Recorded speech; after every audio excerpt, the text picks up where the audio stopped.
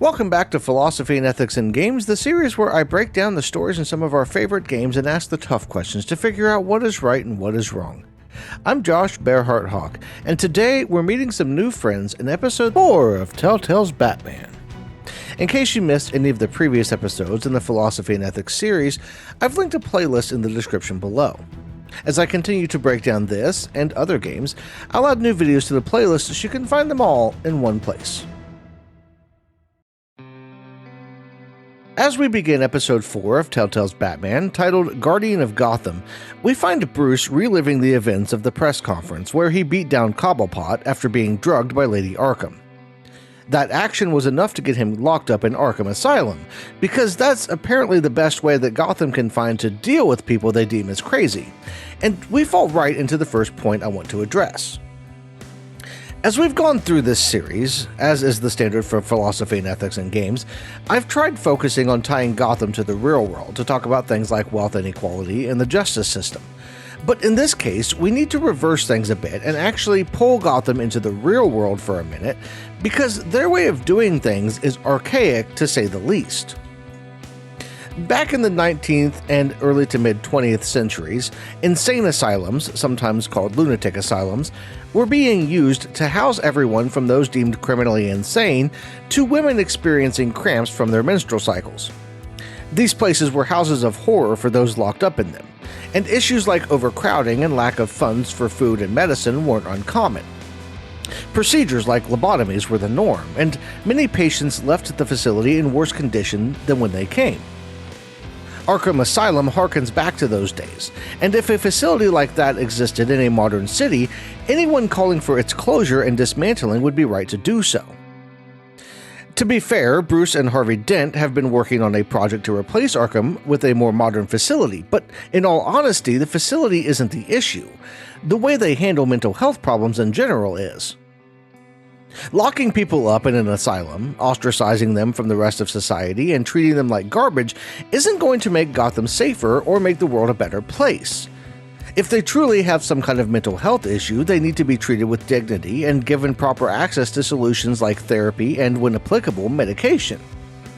As Bruce is guided through the halls of Arkham, we can see people locked up in what amounts to solitary cells. And while we have no idea of the extent of the torture these people are being put through, we can guess it isn't anything that is going to help them recover or become functioning members of society. And yes, I know the lore of the comics and/or movies and other media gives reasons for Arkham, but as I'll continue to point out in this series, it's all about exploring the ideas and topics outside of the lore of the games. I don't care if there is some mystical force that makes everyone in Gotham insane or corrupt or whatever. I'm trying to go beyond what we're given, using these things to explore real-world topics, so just go along with it. While on the topic of Arkham, Bruce winds up in a fight within minutes of the episode starting, as a couple of guys are let into his room by an orderly who apparently holds some grudge against him or who was paid off. It's not completely clear what his reasoning was, even as there was money exchanged, but the fact that any of this is happening is just, to use the best possible term, crazy. So here you have Bruce Wayne, a billionaire who lost his parents when he was young in what appeared to be a mugging gone wrong.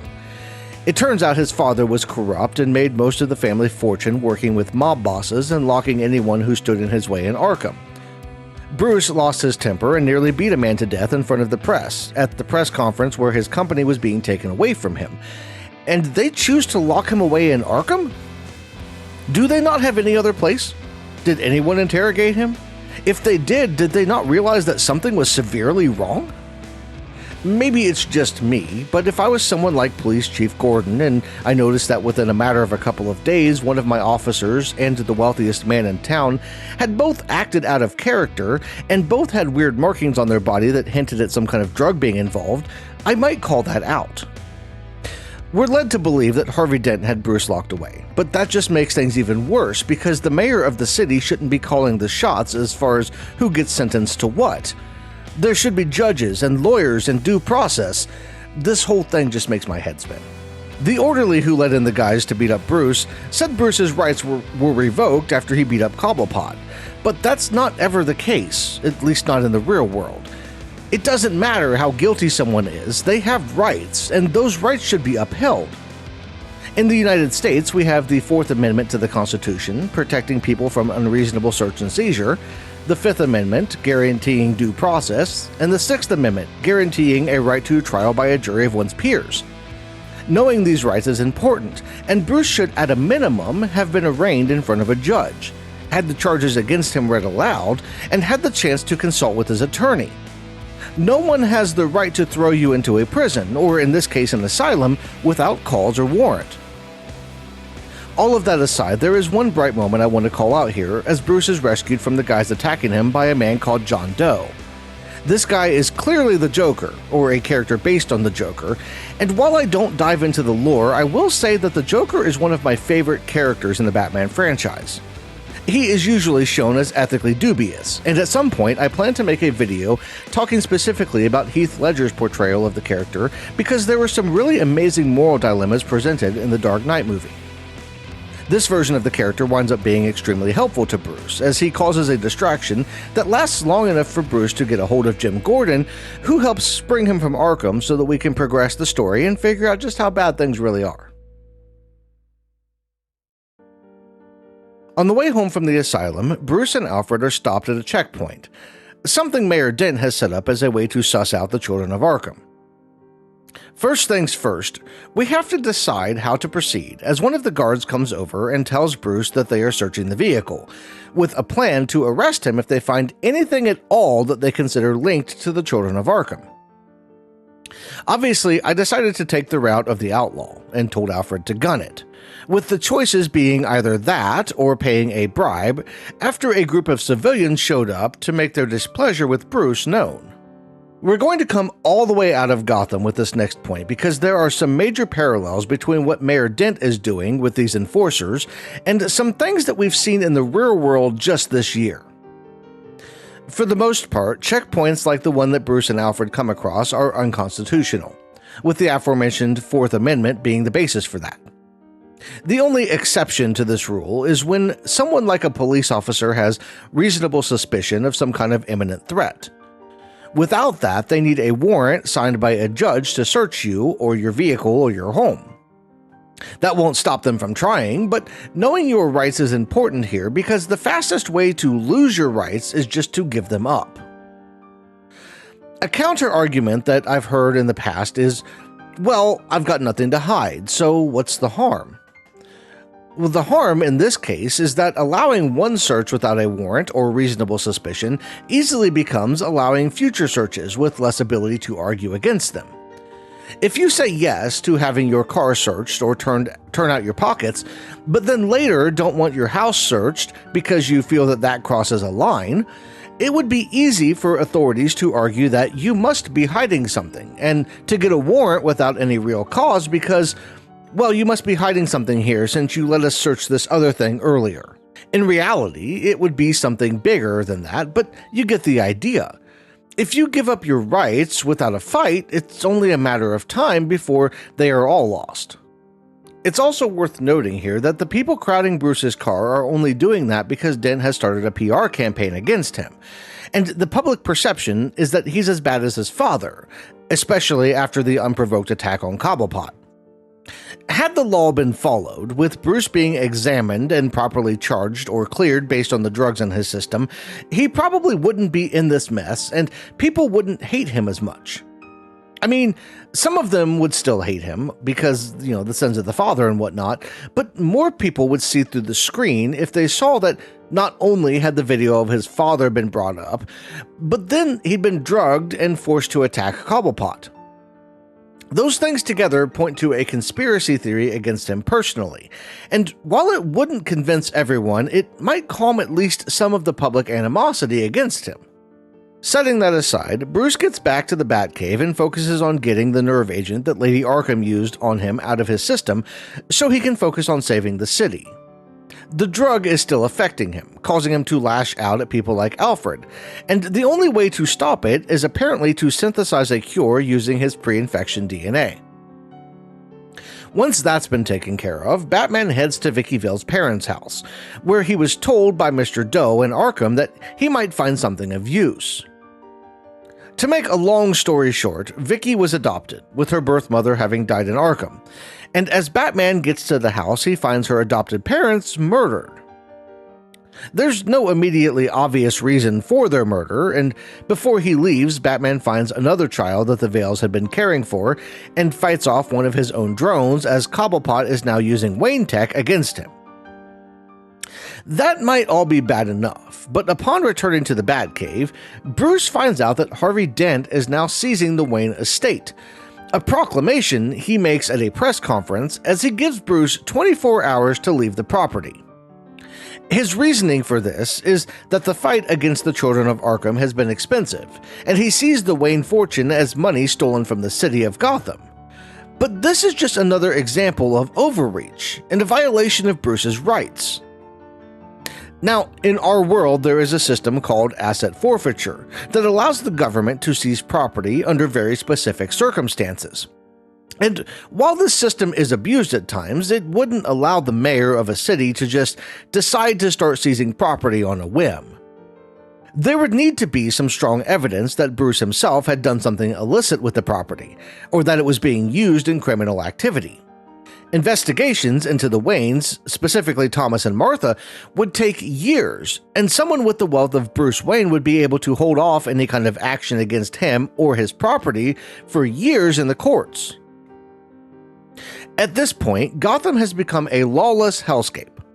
There are armed thugs in the streets, stopping random citizens on the suspicion of being part of the Children of Arkham. The mayor is chasing a personal vendetta against Bruce Wayne and using him as a scapegoat. And most of the populace is likely living in fear, which was the goal to begin with. Tyranny rides in under the guise of protection. All throughout history, governments have used fear as a means to control populations. If you can make people afraid of a faceless other, you can get them to go along with just about anything. The targets of this tactic have ranged from racial and ethnic groups to religious populations and ideologies that don't align with what the group in power is espousing. Fear is a good alternative to logic and reason, because most people, as a general rule, are susceptible to the emotional arguments that go along with it. It's far easier to get people to think that a specific group is coming for their lives than it is to explain the nuance and details about why things are more expensive than they used to be, for instance. This is especially true in a world that lives on headlines and flashy news stories. Let's look at the situation in Gotham as an example, focusing on what we know from the story so far. The crime rate is up, and it has been rising for years. It was never perfect, but the murder of the Waynes in Crime Alley seems to be the inflection point where it started getting worse. Corruption is rampant in the government, with the former mayor living deep in the pockets of organized crime, and recent events reveal an even deeper conspiracy than anyone in the public even thought possible. The reasons for the corruption and rising crime rates are varied, and any attempt to fix things would require a drastic overhaul of the system and some major changes to public policy, not to mention a lot of time. These things didn't just happen overnight, and the solutions will take years to get right. But people don't want to wait for their lives to get better. They aren't going to become experts on public policy to understand why the real fixes take so long, so they look for alternatives. There must be some kind of simple explanation and solution for their suffering. Then Harvey Dent comes along to make things better. He spent years prosecuting criminals who made the city so bad, but the DA only has so much power, so they start supporting him for the role of mayor, where he can root out the source of the problem. His message lands overall, but after Mayor Hill is killed at the debate and the truth about the Wayne family comes out, people are terrified and are desperate for someone to save them from what could happen. And Mayor Dent offers that simple solution that they're looking for: armed guards in the street to protect them from the children of Arkham, and a chance at retribution against the family that appears to be behind all of the corruption, the Waynes. And this isn't just a fictional narrative, as we've seen this exact script play out time and time again in our own world. Events like the Reichstag fire on February 27, 1933 in Berlin, Germany, the attacks on the World Trade Centers in New York City and the Pentagon in Washington, D.C. on September 11, 2001, and the Gulf of Tonkin incident in 1964 were all used to great effect to initialize actions that otherwise wouldn't have had enough public support. Government authorities use these kind of things to take away rights, with the Reichstag fire giving rise to the Reichstag Fire Decree, which suspended civil liberties, and the September 11th attacks birthing a number of new laws that allowed the government to spy on U.S. citizens through things like the National Defense Authorization Act. They also used them to get involved in situations that they otherwise wouldn't have been able to, with the Gulf of Tonkin incident being the catalyst for the U.S. entering Vietnam. In the case of Gotham, Harvey Dent is using the situation with the children of Arkham and the Waynes to his advantage to enact sweeping changes that he sees as pivotal to fixing the city. The fear the population has of being harmed by the children of Arkham, coupled with the anger that they have about what Thomas Wayne did, is enough to buy Dent the support he needs to do pretty much whatever he wants. And like any good politician, he won't let a good disaster go to waste. Batman winds up meeting with Harvey on top of a building where he seems to be talking to himself.